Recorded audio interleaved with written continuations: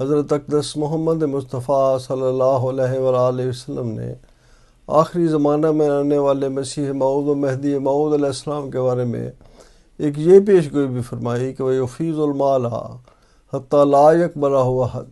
इस पेशगोई से मुराद रूहानी दौलत है जो हर नबी आकर बांटा करता है। ये ईमान की दौलत है, ये रूहानी उलूम की दौलत है, ये दलाइल व बराहीन की दौलत है जो सैफ से नहीं बल्कि कलम से बांटी जाती है। हज़रत अक़दस मसीह मऊद अलैहिस्सलाम फरमाते हैं, इस वक्त जो ज़रूरत है वो यकीनन समझ लो सैफ की नहीं बल्कि कलम की है।